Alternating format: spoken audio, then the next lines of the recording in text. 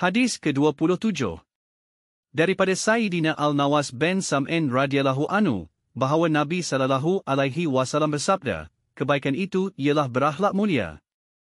Dosa itu pula ialah sesuatu yang menimbulkan keresahan dalam jiwa dan kamu tidak suka diketahui oleh orang lain. Hadis ini diriwayatkan oleh Imam Muslim.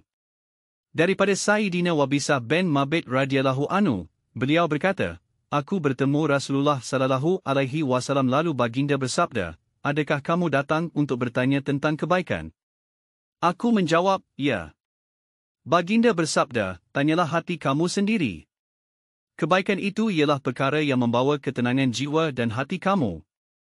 Dosa itu pula ialah sesuatu yang meresahkan jiwa dan menimbulkan keraguan dalam dada, walaupun orang ramai memberi pandangan berbeza denganmu. Hadis Hasan. Kami meriwayatkannya dengan sanad Hasan daripada dua kitab musnad, iaitu Imam Ahmad bin Hanbal dan Al-Darimi.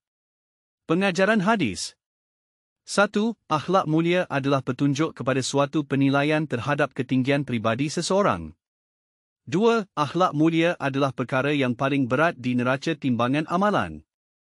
3. Dosa menyebabkan hati orang yang beriman gelisah dan resah. 4.